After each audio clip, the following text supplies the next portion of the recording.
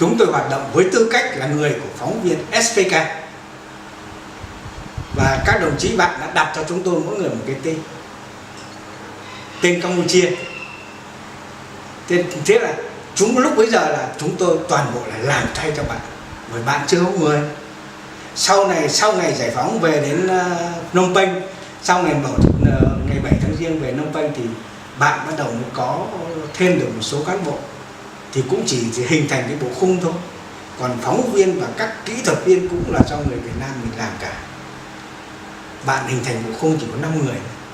Sau đấy từ đấy bắt đầu phát triển lên, thì trong những năm 79, 80, 81 thì bạn bắt đầu có thêm những cái trí thức được giải phóng tham gia vào có những cái lớp học của bạn về chính trị cũng như là về nhận thức mới, thì sau đấy được bổ sung về Thông tấn xã Campuchia SPK, tạo thành cái lực lượng phóng viên biên tập viên đầu tiên vào những năm 80.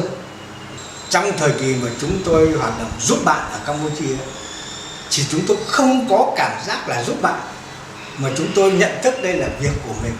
Mà thông tấn xã bạn cũng là thông tấn xã Việt Nam, bởi nói một cách cụ thể ra là cũng sinh ra từ cái nguồn gốc là thông tấn xã Việt Nam. Cho nên là cái hoạt động của chúng tôi, cái cảm giác, cái cảm nhận của chúng tôi và cái trách nhiệm của chúng tôi đối với công việc cũng là như là trách nhiệm của chúng tôi đối với thông tấn xã Việt Nam hay là đối với dân tộc Việt Nam.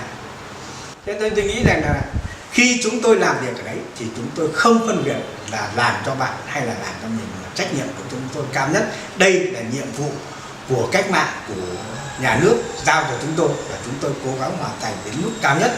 Và khi mà bạn đã dần dần được bổ sung người, thì quan hệ giữa chúng tôi với bạn là như anh em một nhà. Chúng tôi ăn chung một bếp, ở chung một nhà, không có gì là phân biệt bạn và ta cả. Tôi nghĩ rằng cái cuộc sống hay là cái nhận thức của chúng tôi khi ấy là hoàn toàn vô tư, hết sức trong sáng. Mà điều này có thể nói rằng là không chỉ Thông tấn xã Việt Nam giúp Campuchia theo cái tinh thần ấy, mà toàn bộ lực lượng quân đội Việt Nam cũng như các chuyên gia Việt Nam giúp bạn thời kỳ từ năm 79 cho đến những năm 80 sau này là hoàn toàn trên tinh thần hết sức vô tư. Thế thì trong cái thời kỳ mà chúng tôi làm phóng viên cho Campuchia thì tôi cũng nhớ một cái kỷ niệm, đấy là cái cuộc phỏng vấn ông Bộ trưởng Nông nghiệp của Campuchia, Bộ trưởng đầu tiên của chính phủ Cộng hòa Nhân dân là ông Nâu Sầm Mun. Khi tôi phỏng vấn ông Nâu Sầm Mun thì tôi cả đưa ra một số cái chương trình và được ông hoàn toàn nhất trí. Và sau này chính cái bài phỏng vấn của tôi phát trên bản tin SPK trở thành một cái đề cương phát triển nông nghiệp của Campuchia trong một thời kỳ đầu sau ngày giải phóng. Tôi nêu ra cái mục tiêu là phát trồng cấy lúa trên 1 triệu hectare, chứ lúc bây giờ Trung ương bạn chưa có cái chỉ tiêu nào cả. Tôi chỉ gắn vào lời của ông Bộ trưởng như là cái mục tiêu phát triển trong năm 80 là phát triển được 1 triệu hectare lúa. Và sau này chính lại trở thành cái chỉ tiêu mà chính phủ Cộng hòa Nhân dân Campuchia đặt ra cho nhà nước và nhân dân Campuchia thực hiện. Thì cái bài phỏng vấn tôi phát hôm 1 tháng 4 năm 1979.